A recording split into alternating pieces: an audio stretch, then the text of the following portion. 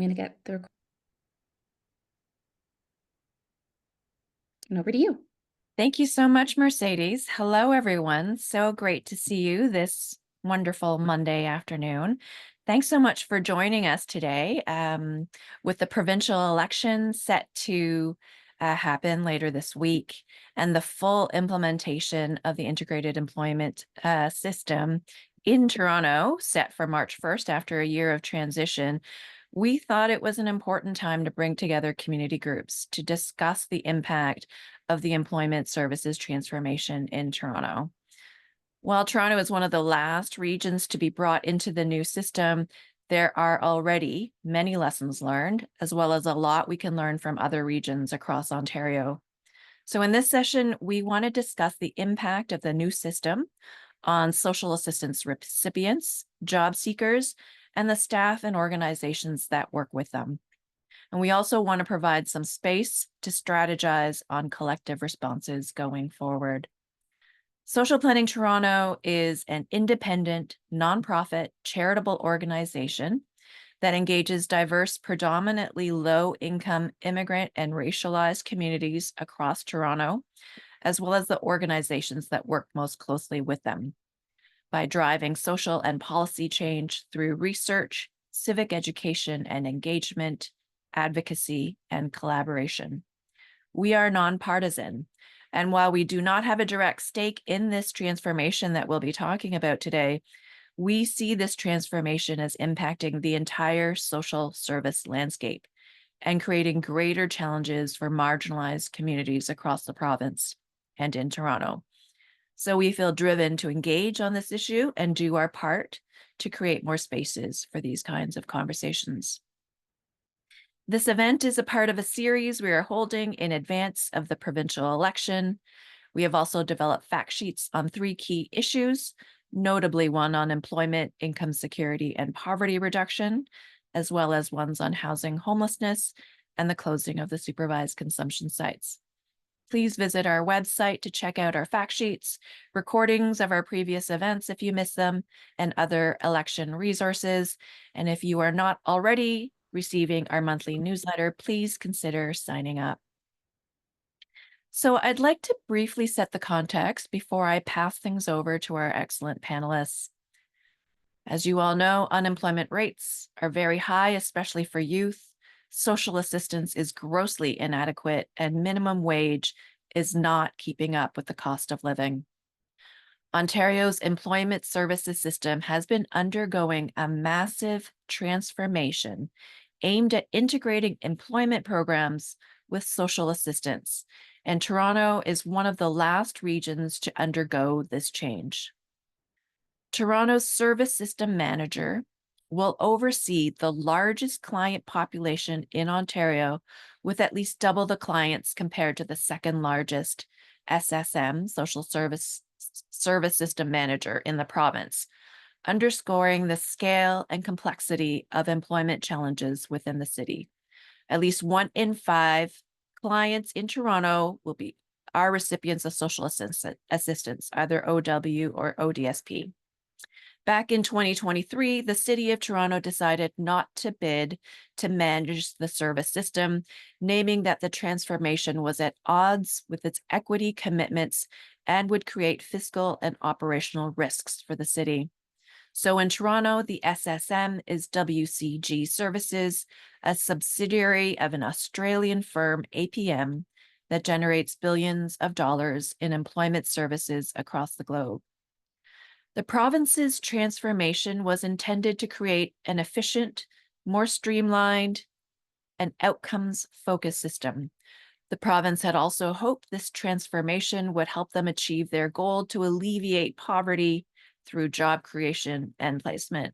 Their target for 2024 was to move 60,000 clients on social assistance into gainful employment to reduce the 2 income support programs.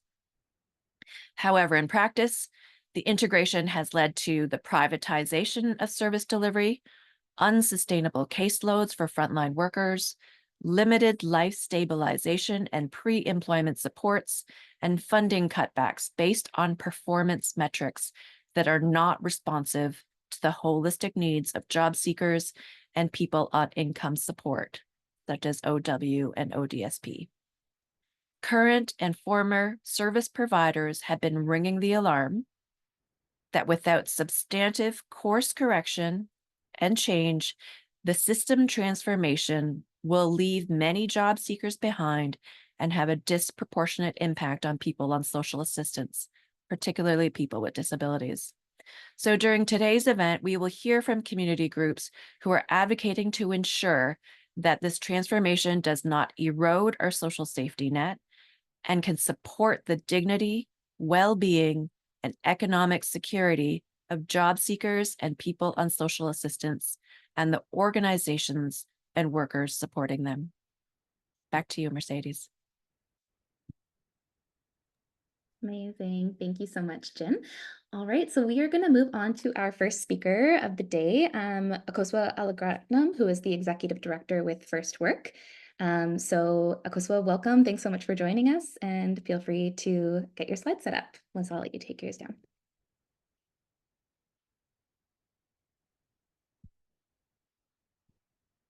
Hi, everyone. Thank you for having me today. I'm going to be setting the context and landscape for this presentation. Very cognizant of the fact that there is a mix of those that are very knowledgeable about what's happening in the sector and those folks that work not quite in the employment services sector, but very much in partnership with or indirectly. So just to give you a little bit of background on me, my name is Akosua Alagratnam. I am the Executive Director for First Work. We are Ontario's employment service provider network. We represent over 105 employment service providers all across the province. To give you a glimpse of the research we've done to date, we have been monitoring the landscape for over 5 years now. Very much since the transformation began, First Work has been interviewing community service providers, service system managers, and we've met with government to share the recommendations from this report, led roundtable discussions with the ministry since 2021, and also co-hosted market sessions with the government for Toronto and the North. In our research reports are over 103 pages long most of the time. So we do have small briefs, if you will, here to really highlight some of those critical issues that we're seeing that need to be discussed. So today I'll go through some of it, but very much our very fulsome reports do also provide jurisdictional scans that we've done of other countries like Australia and the UK and their systems, as well as the other provinces, right? Like BC, Saskatchewan, and the Atlantic provinces. So we have looked at all of these provinces when putting forward our research. To give you a little bit of a breakdown of what is taking place, the government had articulated at the start of this transformation that the reason why this transformation is going forward is to highlight 3 key changes.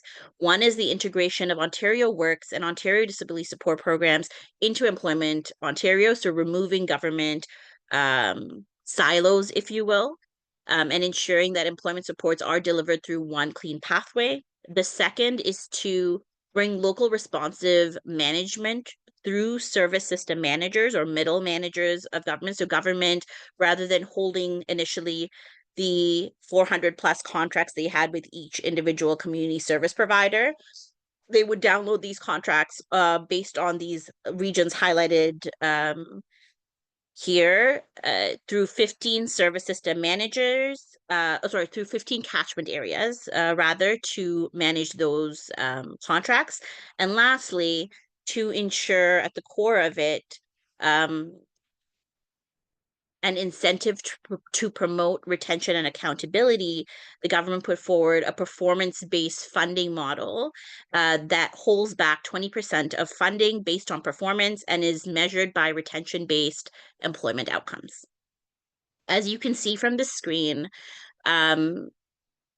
there was the prototype phase 1, phase 2, and phase 3. They rolled it out over the course of the last 5 years. And it is a mix of for-profit, not-for-profit institutions and municipalities that have now become the SSMs for all of Ontario. So as you can see from the start of it, and very much 2021, when these SSMs had taken over, they took over during a time when we were also navigating a pandemic, right? So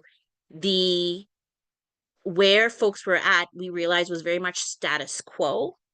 What is happening now in 2024, as Toronto and the North enter into transformation, we are seeing a little bit of level setting, if you will, of all of the other regions. So we are seeing changes being made to the other regions where it wasn't quite happening to the same degree that Toronto is experiencing right now. But we've been monitoring the entire time, and there are critical factors that we've seen highlighted through this point in time. The one thing I would like to flag, so I'll go through some key critical components that are essential in navigating this model. One is, in order to ensure that clients only have to tell their story once, they have all of Ontario essentially going through a common assessment tool. It's about 157 questions. And once the individual has gone through it, it's based on algorithmic feedback, and they're streamed into either a stream A, stream B, or stream C client. Stream A is low risk of long-term unemployment. Stream B is medium risk of long-term unemployment. And stream C is high risk of long-term unemployment. And based on these streams is based on the amount of support or funding amounts that the government pays out per client. So the assumption is we put more money into stream C in the hopes that we're providing more support to stream C clients, and obviously less money to stream A. And because stream A is usually very very low touch clients that need little investment. And the performance-based funding model works. This is on average.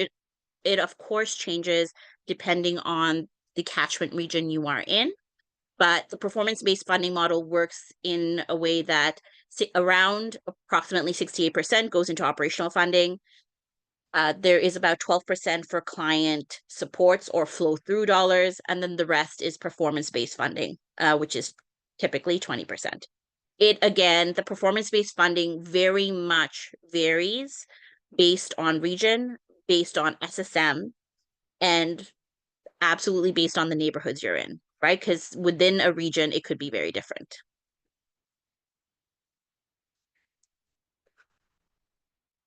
There are so many lessons learned 5 years into this transformation that I can articulate. There are a few things I will touch on today because I know my other colleagues will deep dive into it further.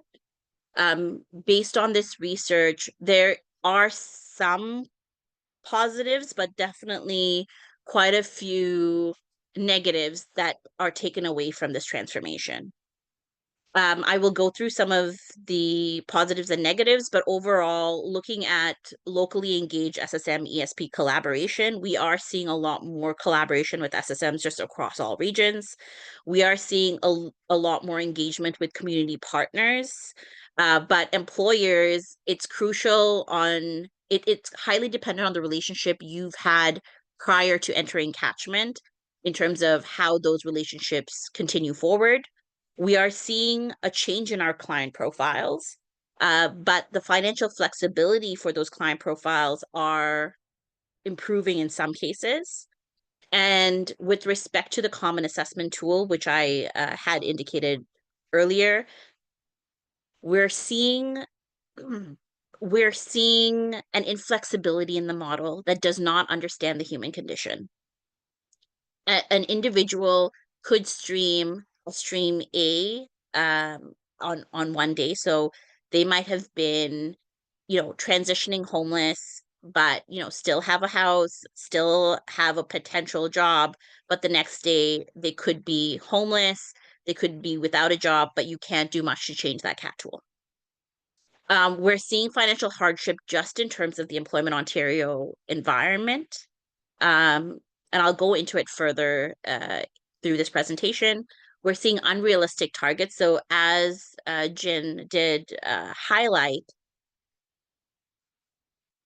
our operating funding has not changed, but the clients we serve have significantly increased. So we're doing more for much less or the same. And then finally, the data and evidence we're relying on is not conducive of today, its region, and where we're going. The quick things I wanted to highlight, which I had talked about earlier, was the improvement on communication. Typically, in previous models, it was very much up to policy, and there were very much gray areas. So our communication and our direction from the ministry was depending on who your ETC is. ETCs vary, communications vary depending on ETC. And ETC stands for Employment Training Consultant. So it highly dependent on their communications back with you. With SSMs, at least regionally, the entire region gets the same advice. It is pretty black and white in terms of the messaging you're getting back, and it's rarely up for interpretation.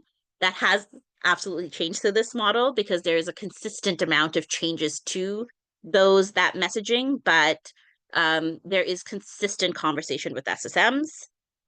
With respect to collaboration, we are seeing service system managers communicate more, create more partnership tables, and try to involve their community providers in problem-solving approaches.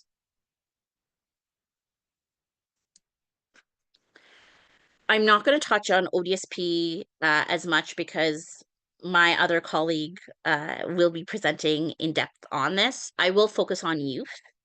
Youth in our system, and through this programming, we've seen the cut of Youth Job Connection and Youth Job Connection summer programs. These are dedicated programs for youth.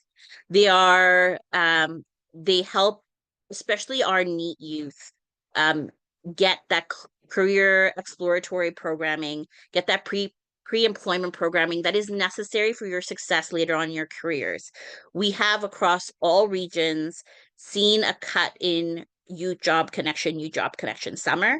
Some service system managers in other regions have provided, smaller pots of funding that, depending on the demographic in your region, you can apply for programming, but this is targeted programming that is not consistent across the province. This is targeted programming or pre-employment programming that does not exist in this system. And although folks will argue that operational funding is the bundling of YJC, YJCS, when you have a significant increase in clients that you have to serve, and you have no targeted requirements to serve youth this particular way, your funding is often, and your operations are often stretched so far and so thin that trying to create programming that doesn't already exist becomes very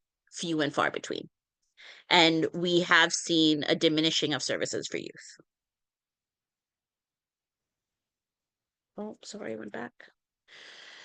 I've spoken to the common assessment tool already, but just a quick high level,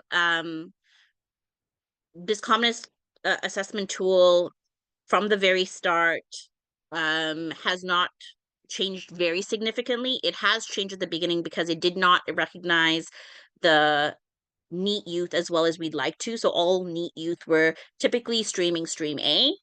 And in the last 2 years, we've seen a shift where youth are now being streamed into B and C fields. But there hasn't been significant changes. The government has articulated that they will focus on making these changes once Toronto and the North have officially entered into this transformation, which now they have. The one thing I do want to highlight through this is the sheer volume of administrative burden. So we released a small brief called The Weight of Paper. It looks at a point in time. We did time diary studies with approximately with just over 26 organizations, and it looks at a point in time of their workload. As you can see on the left-hand side, you'll see phase 3. So this was either the Toronto or northern regions that hadn't yet entered employment service system transformation. And then you're looking at the prototype regions, which is, they've been in the prototype now for they've been in the integrated employment services for now the last 5 years. And if you can tell, especially in looking at the core breakdown, you see roughly, 20%, it's like 18 to 20% in terms of working with clients versus admin burden, right? So it's roughly the same trajectory. It's a little mix of everything. If we look at the prototype, you can see admin burden significantly increase. And you can see, although working with clients has increased to some degree, you can see working with employers significantly go down. And so this signifies some of the issues that we're seeing when it comes to administrative burden. The sheer volume of clients that they have to serve means it is often muddled into the sheer volume of paperwork that needs to be done. There's a lot more monitoring in this system than there is direct engagement with clients. And we are in the process of further reviewing and doing an analysis of the impact on clients, but more details to be shared. I want to just quickly touch on some of the concerns from the sector. So as you can see, overall, we're seeing staff stress or service quality. So with the escalating caseloads, there's an increase in terms of the stress on staff, right, with respect to how they're delivering their services, how good their services are through the system. We're seeing the decrease in client experience and engagement. We're seeing clients, because we are inundating clients with pay like requests for pay stubs, because this is a part of the retention model. It's to assume that we do a targeted approach to see if we can get pay stubs from clients at the 1, 3, 9, and 12-month mark. So we're continuously calling you. We're continuously calling and asking if we can see your pay stubs. This is typically not the experience a client would like with us, because we become a bit of a call center.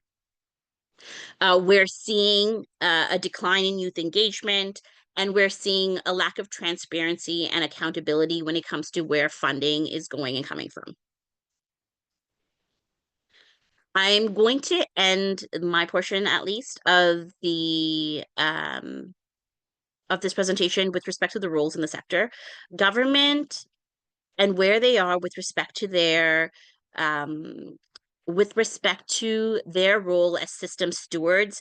Their policies are under the assumption that this is a competitive process, so they weren't willing to make policy changes for the past 5 years.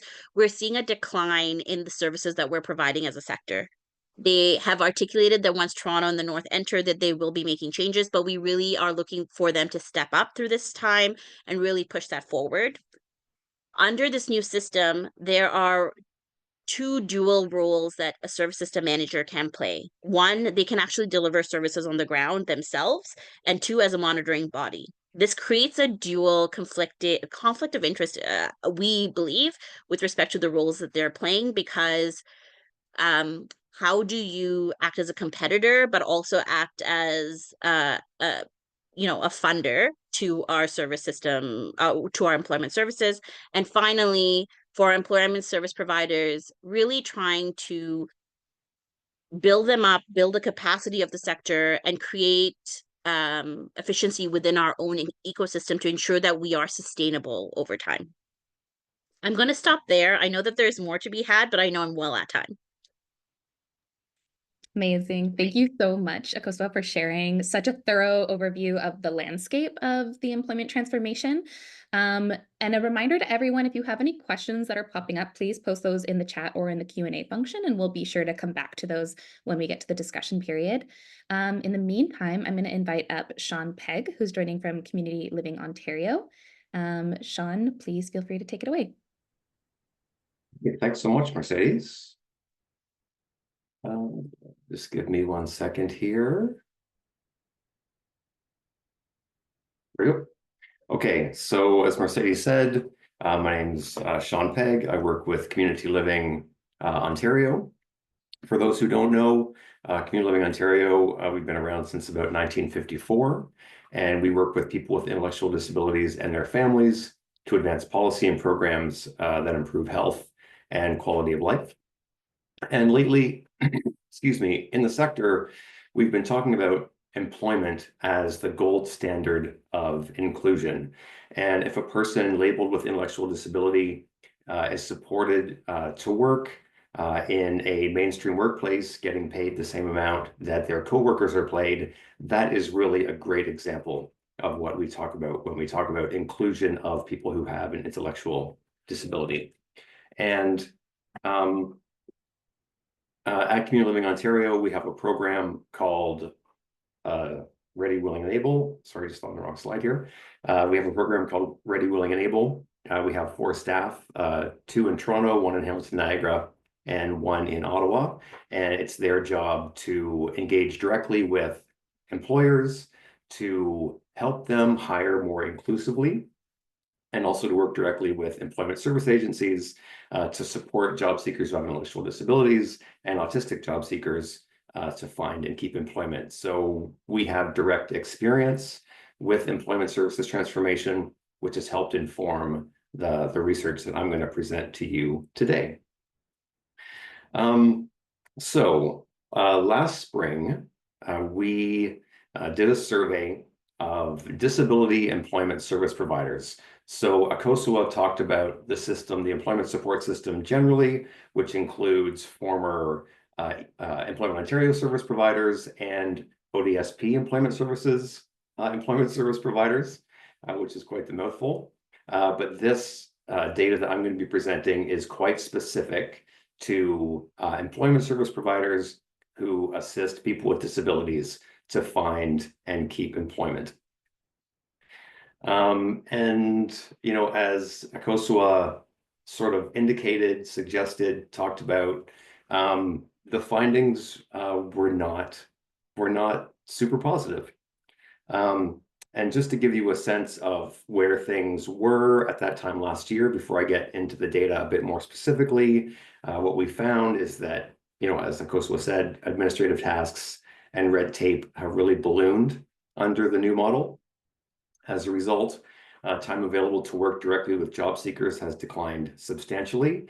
And, you know, often thinking about people with intellectual disabilities specifically, a lot of folks, you know, who have been labeled this way haven't had great experiences in the education system, haven't been well prepared for the job market. And so they do benefit from a little bit more engagement, a little bit more work to prepare them to apply for jobs, go into interviews, and work with managers and that sort of thing.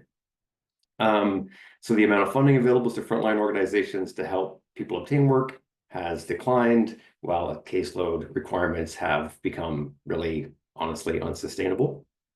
And what I've seen as the person who oversees the Ready, Willing, and Able program is that the people who work at the agency level have changed over pretty much completely over the past 2 or 3 years because of changes that had been put in place or changes that managers and employees saw coming, because there's been a lot of worry and anxiety in the sector about the changes that were put in place in the first entrance to the system, and there was a lot of worry about the changes that were coming to those who were inserted into employment services transformation down the line.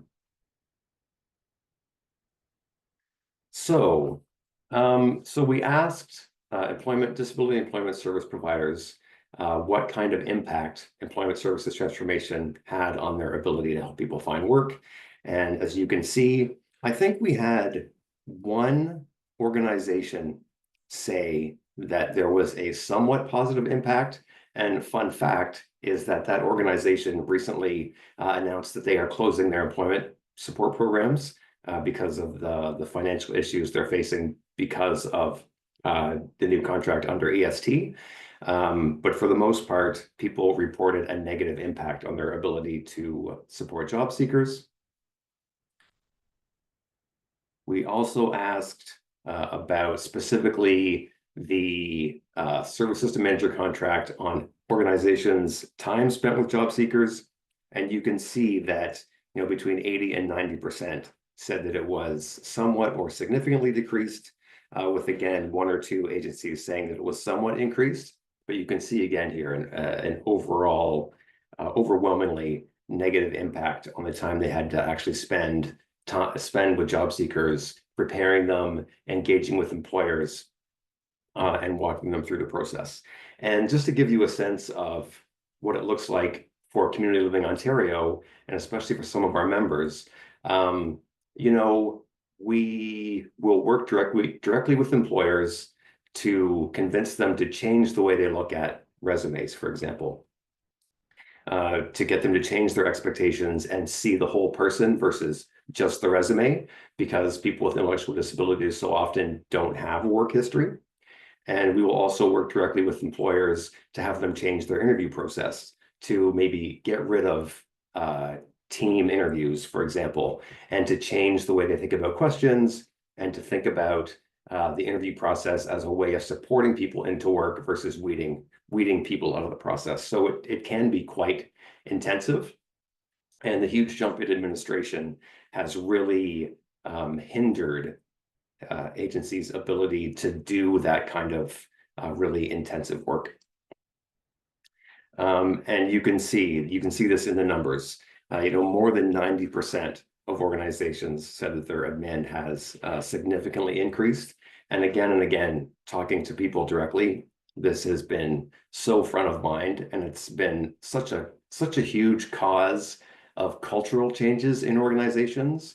And just this switch from where workers were proud of what they did and happy to be doing what they were doing and fulfilled by the job, to this situation where they just didn't look forward to going into work anymore because they weren't spending time doing what they were there to do and meeting their mission and working according to their vision. And we also asked, overall, what does your caseload look like versus your financial situation? And what we heard over and over again is that organizations are seeing a huge increase in client load, and they're actually taking in less revenue than they were before the changes. We've absolutely heard from a few agencies who benefited, at least in the short term, from these changes, often because other organizations in their regions decided not to sign a contract with the SSM. So the number of agencies actually doing the work decreased, and so a larger caseload came to those agencies that stayed in the system. But I would say they are kind of the exception to the rule. And for the most part, agencies aren't, in general, reporting many, if any, positives to the change. And just in terms of policy, if I step back for a second and take a higher level view of employment services transformation, just from a policy design perspectives, there have been things that really stand out for me as perhaps not being informed by classical ideas of what makes good policy. So for example, as an organization, you receive performance-based funding if a person is supported to work 20 hours per week, but not 19.5 hours per week. I'm sure a lot of the folks on this call know about the 20-hour rule, but essentially, if a person is supported into a job and they're working less than 20 hours per week, there's no performance-based funding that goes to the organization for supporting that person. For me personally, there are a lot of different ideas about the 20-hour rule, but if you're going to have something like that in place, at least have a gradual change. So maybe the minimum performance-based funding starts at 10 hours and increases up to, 25, 30 hours. So it's not this sudden cutoff between 19 and 20. It just doesn't make a lot of sense to have that cutoff and this huge difference between two people who are working very similar hours, but there's this sort of I can't think of the word I'm looking for, but it's just a sudden cutoff that doesn't make sense. Another policy that I have often questioned is the fact that organizations can access $2,000 in funding just for performing the common assessment tool with a person, even if they never speak to that person again. I know of some instances where an organization has done the common assessment with a person, collected the $2,000, and then kind of realized that they didn't have the knowledge and expertise in place to really assist that person into work. And then they contact a disability-specific service provider in the region and say, can you take this person because we're not able to help them? And so they take the performance incentive, and then that is kind of taken away from the organization that actually does the work of supporting the person. Connected to this, there are also strong incentives and pressures to quote unquote cream people who are more employment ready and to park those who are not.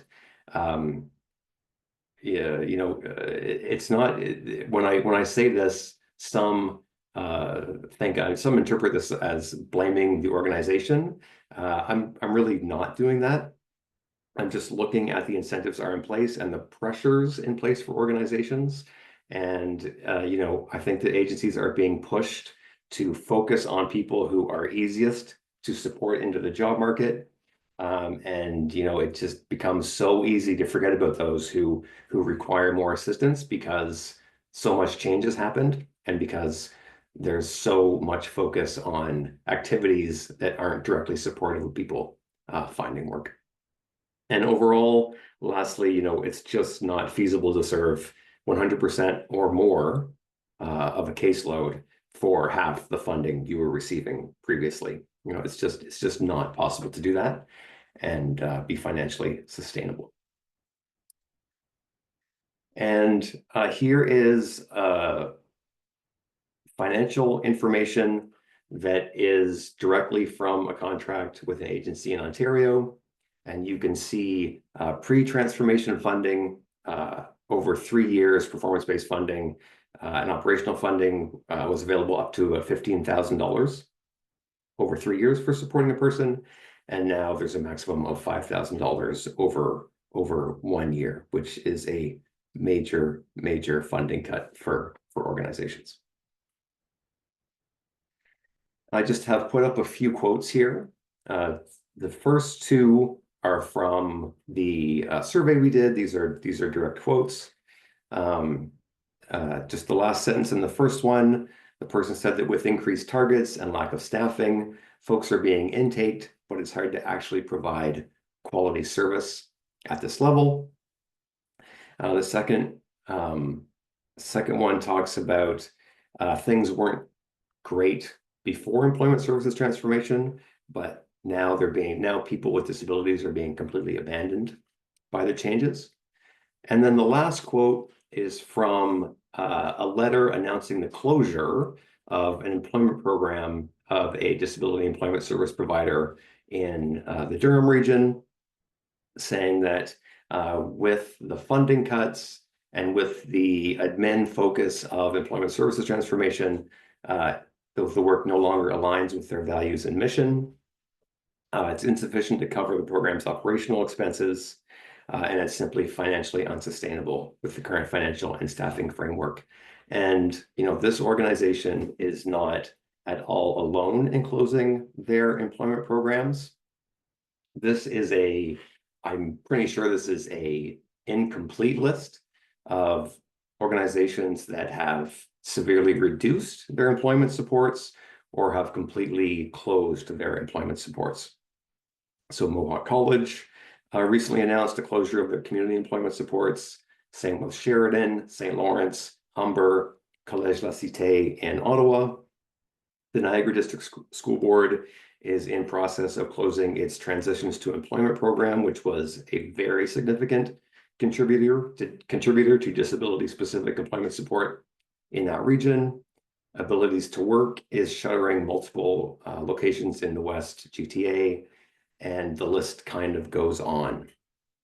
And overall, I know that I'm focusing on the impact of employment services transformation on organizations.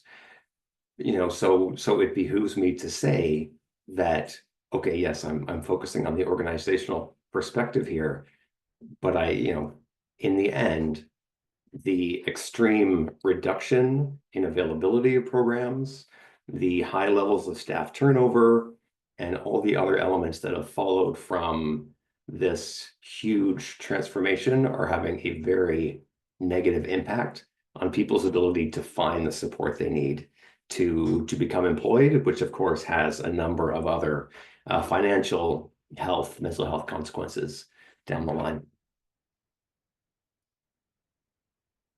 And if I just think about the question of this webinar, how will employment services transformation impact Toronto? And it is just now being implemented in this region. But the fact that Sheridan College, Humber College, Abilities to Work, and others are looking at their draft contracts right now with WCG and realizing that it doesn't make sense financially, this is already having an impact on job seekers in Toronto without question. So just in terms of moving forward, we have actually just gone live with a follow-up survey for disability-specific organizations. Now that organizations have had more experience in the system, we are continually updating this list of organizations who've exited the system. So please do reach out and let me know if you know of others who I haven't mentioned here. And we will continue to call along with our partners for common sense policy changes that will actually make the system viable for disability employment service providers and offer job seekers with disabilities the support that they need. And that is it for me. Amazing. Thank you so much, Sean, for giving us that thorough overview. We've just thrown your report into the chat as well. Next up, we're going to invite Pam from Ontario Nonprofit Network, Pam is the Director of Policy and Interim Co-Executive Director of the ONN, and we'll be speaking to some of the challenges with regards to privatization. So Pam, please go for it. Thanks, Mercedes. Can I actually share my screen? Absolutely, go for it. Awesome. Just going to make sure I share the right one. Okay. How's that for folks? Looks great. Okay, awesome. So thanks, Mercedes, for having me and inviting us to be part of this conversation. As Mercedes shared, my name's Pam. I use she, her pronouns. I'm calling in from Brampton today, which is Treaty 13 territory, and I'm the Director of Policy at ONN, as well as the Interim Co-Executive Director. So really happy to be here. And just a little bit about us. Will it let me switch? There we go. So we're an independent nonprofit network for about 58,000 nonprofits and charities in Ontario. Some of our members are in this virtual room today, so thank you for your support. Our focus really is public policy advocacy and services to strengthen our Ontario nonprofit sector. And so if you ask us, what's your entry point into this conversation around employment and training services transformation, it's kind of been on our radar since it initially started back in 2019, I want to say. And that's when a bunch of the provincial associations, at that time there was One Step, which was kind of folding, OCASI, Odin, First Work, and ourselves, and a couple of other key partners had come together to think about what is this gap now, with no longer a provincial association or umbrella group for all employment and training service providers. How do we sort of fill this gap, especially amidst this massive transformation that's just been announced that's going to happen in different phases? And so that's sort of been our initial entry point. And over the years, I think where we're sort of finding ourselves in adding value to this conversation and contributing to all the amazing work that people are doing, everybody in the room, around documenting this transformation and working on public policy and advocacy, is really the privatization angle. And so before I get into that, I want to share some disclaimers. Our analysis that I'm presenting today is not exhaustive. It's rather ongoing. And so I encourage folks to add their own thoughts, things that they know in the chat. It's also a learning opportunity for us at ONN. Our analysis is also not about one particular for-profit SSM either. Really what I want to do today is raise this question about the impact of privatization on our care systems. And I do consider, and ONN considers employment and training a care system. We are caring for people who are out there trying to find employment or use the employment and training system in a number of different ways. We know a lot about the impact of privatization on care systems from other jurisdictions, extensive academic research, and we're constantly learning about that in our own home here in Ontario and across Canada. So a couple of questions that I'm going to try to answer today. What are the different elements of privatization we're seeing in this transformation? What is the impact? And Sean and Koso have done such a great job in talking about the impact on people, as well as our staff. I'll focus more just on system. And then just sort of thinking about the so what, now what? Like, what are the alternatives and sort of where do we go from here? I do not have all the answers.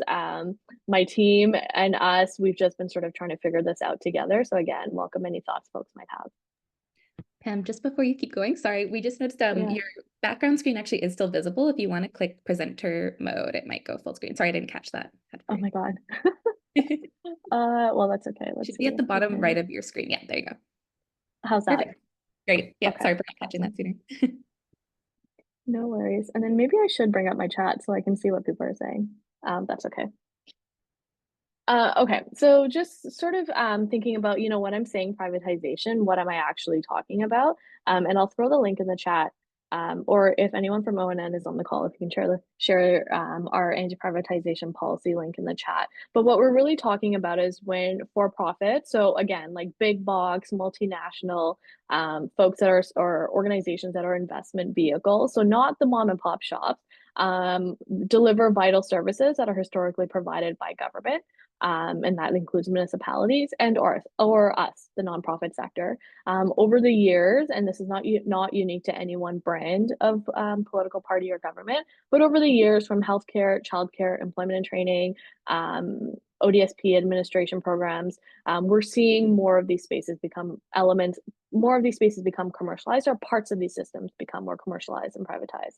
So what I mean by that, that's when we have financial gain and profits at the center of service provision and asset building. So it's not about the people and the needs and the actual service that we're providing in communities, but it's more about the financial gain and profits and the asset building using government contracts to build assets. We've learned a lot about this from countries like the UK and Australia, lots of warning signs from them, but what it means for communities. And usually it's higher costs, there's compromised quality of care, and we see very, very awful working conditions for workers in those spaces.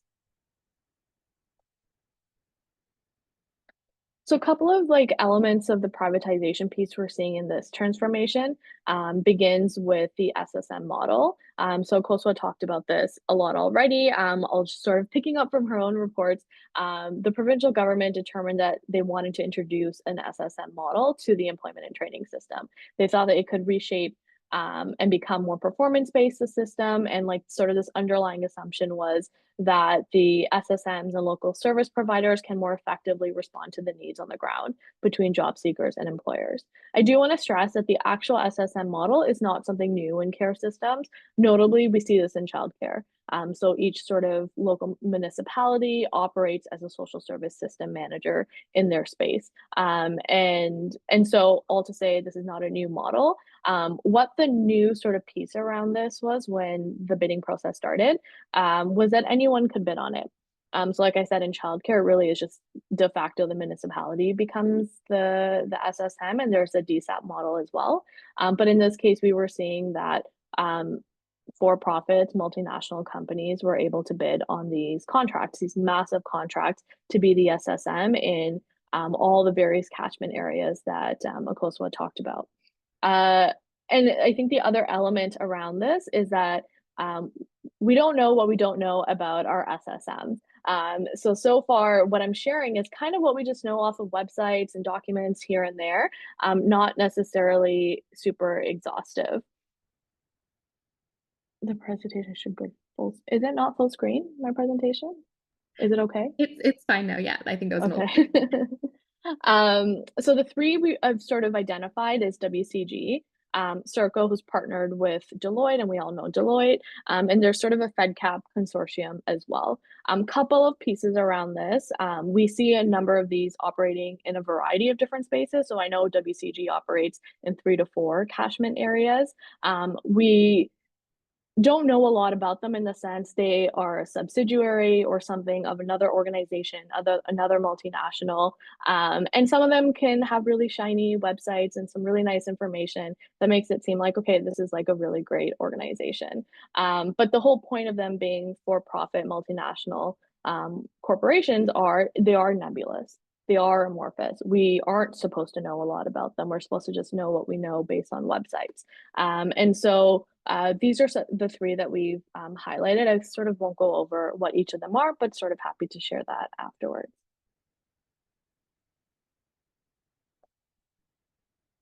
And so what I wanted to highlight was, where do we see the sort of the difference between who runs these employment and training service pieces, these SSMs, and what's the risk? What's the risk of having a private for-profit big multinational organization become an SSM? And here's sort of a neat chart that we've put together, really thinking about the purpose, governance, and ownership. So when we look at a for-profit, and their purpose really is to make a profit, right? To incentivize initial capital investments, and there's this assumption that with that will be higher quality of services and more quantity of services. But what research shows is that it can also incentivize lower quality or lower quantity of services based on all the stuff that you've already heard about from Akosua and Sean, where you're really cross-cutting people and services to be more profitable. And also sort of piggybacking on what Sean was saying, in this case, it's really profitable to serve the most complex needs. So you really are sort of going after those that are easy to serve and can sort of fit into a cookie cutter model. Under the governance piece, again, we don't technically know the big governance structures of multinational corporations, but we know that they're usually accountable to shareholders.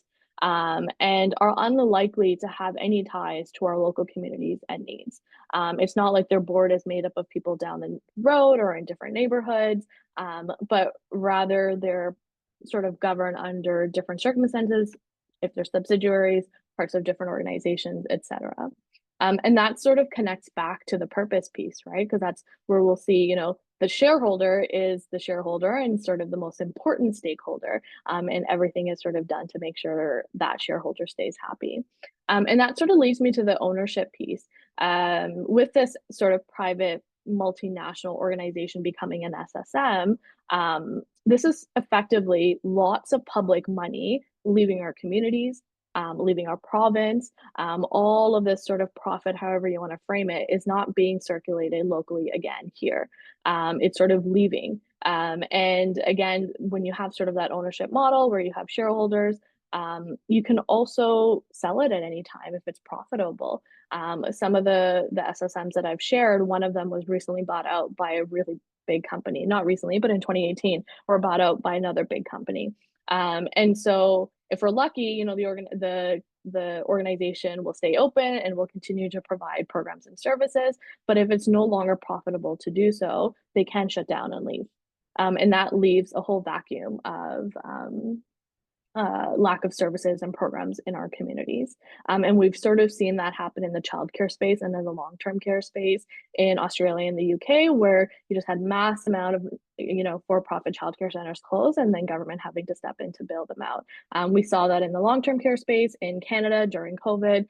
Lots and lots of the for-profit ones needed to be, again, bailed out by the province because they weren't able to keep up.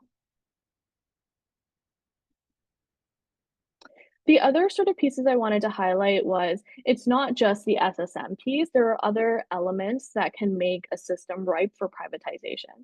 And so one of them is demand. We know there is lots and lots and lots of demand around employment and training. Akoswa shared some information on that, and Jin opened us up with unemployment numbers. There's always going to be people and a market for these programs and services, which makes it even more interesting for for-profits to come into this space. Lots of public money is on the table, as I shared. These are large contracts, stable contracts, 10 to 15 year long contracts, and a guaranteed revenue stream for the SSM. We've also seen the shift to performance-based funding model, which can, again, you know, if easier to serve folks, easier to access some of those incentive pieces that Sean was talking about. It's more ideal and lucrative for the SSM, the for-profit to sort of step into that SSM role. I think one of the questions that's on the table, and happy to, like, if folks have some thoughts around this and that we've been thinking about, and I know people in this space have been thinking about, this impact we're seeing of the transformation in our communities. Is it because of the model, this performance-based funding model restructure, or is it because of the private SSMs, or is it all of the above? And I don't have a question, I don't have an answer for that. I think what I hope to highlight is that there is something problematic about having multinational for-profit step into the SSM roles, and lots of cautionary tales around that. But also it doesn't help that we have a model that isn't necessarily about centering people and what people's needs are in this moment, and those that are serving those people, as well as highlighted sort of before me. And just moving on to the impact on the system, in our network, sort of our broad network across the province, so it doesn't matter if it's Peterborough or Ottawa or London or Windsor, wherever it might be. And it doesn't matter if you're serving people with disabilities or women or young people or people from equity deserving communities, there are deep concerns about this system collapsing. And again, I emphasize all the different various pieces around it because that is one common theme we're seeing. So definitely some really interesting pieces there. The other sort of thing that we're seeing in our network is this reevaluation of, so what is the purpose of employment and training, right? A lot of folks sort of talking about, and what I sort of alluded to in the beginning of the presentation, that it's not just a vehicle to get more people to work, right? It serves other functions, but we're seeing that focus shift away from caring for people to the monitoring and the efficiency, and really taking away from the real work, sort of what Sean was also talking about. We're also hearing that folks who have sort of tried to distance themselves away from the system, you know, regardless if they're a provider or not, or if there's a values alignment, are still forced to work with it. This is a massive system. And regardless or not if you're a part of it in any way, you have to work with them, because chances are someone in your client base or your community base is going to be interacting with them. And so how do you sort of overcome that? We're also sort of seeing a shift away from being able to be innovative and serve people based on their individual needs, versus sort of this cookie cutter framework or streaming system that is linear and is supposed to support people, but not necessarily meet them where they're at. And just sort of re-echoing again what Akosua and Sean were saying, there are significant concerns about the sustainability of the system from all sort of different angles, right? As Sean was sharing, people are pulling out, people don't want to be part of it. And that's just one segment of the system. And so what does that mean going forward? There hasn't been funding renewals or contracts coming up. There's not been more funding put into the system. So what does that mean for the sustainability of our program? And sort of the last thought on this I wanted to share, it's something new sort of formulating for me, but just based on conversations I've been having, is what we're sort of seeing in our communities around polarization and hate. You can almost say that, you know, systems are failing people and people don't know where to put that anger, fear, and uncertainty. And so who's becoming the target? Equity deserving communities, people from equity deserving communities. And so if we think about the employment and training, this massive system that a lot of people come into contact with, when that starts failing people, is that helping our social cohesion, or is it just going to exasperate? Is it going to be, hey, I can't find a job, I got let go, and this program's supposed to help me, but I see all these newcomers and new immigrants in these jobs. What's all that about? So really takes a spotlight away from the system versus puts a spotlight on people versus sort of this massive system that is not working. And so a couple of things to leave folks with, conversations that we're interested in having and questions we're thinking about. You know, this ongoing conversation about what is the purpose of an employment and training system? What is the ideal model? Is there an ideal model? I know there's been lots of jurisdictional scans done, but what we've learned from all those jurisdictional scans is that this transformation in employment and training is not new. It's happened in so many other spaces and continues to happen. It's happening now in a couple of states that we're sort of clued into as well or plugged into. And so there's something there, right? And maybe that goes back to the elements of privatization. There's something there that this program is always going to exist. There's lots of money on the table. There's lots of demand. And so who can sort of profit out of that? So is there an opportunity to reimagine what an ideal model would look like? We've also heard from the sector, you know, they're not necessarily saying go back to the old system or the status quo, what was before, but that this new system also isn't working. So what does something alternative look at? The other extensive conversation we've had, and not just about employment and training, I would say, but more broadly about, you know, how do we stop privatization from happening? How do we sort of stop this increasing creeping of for-profits, for lack of better words, into spaces that we as a sector, the public sector, are traditionally in? Is the nonprofit sector the solution? And I think one of the learnings that we've had from this transformation is we don't know, because there was a lot of contentiousness around, do we bid for these contracts? Do we have the capacity to bid for these contracts? Do we have the sustainability to bid for these contracts? And it was awesome seeing, you know, some consortiums come together and sort of make it to first round. But I think that was a deep conversation to be had. And so maybe it's not necessarily if the nonprofit sector is the solution, we know we are, but how do we get there? How do we make sure we're prepared to seize opportunities like this? And then the last thought I'll leave folks with is really thinking about, do we have a healthy system that's ready for additional pressures from an uncertain economy? And I bring this back up to the macro. We're seeing what's happening south of us. There's, you know, a new headline around looming trade wars every day. Germany just elected a far right sort of new government. And so lots of uncertainty, lots of fear, lots of anger. And so will this system hold up to that? Can it take on these additional pressures? Are we ready? Is the system ready? I'm not so sure. And with that, I'll pause. Thank you, everyone. Amazing. Thank you so much, Pam, for sharing all of those great questions. Really phenomenal pieces for us to all mill over in terms of what we're seeing with regards to the erosion of a lot of our social systems. I'm going to stop recording.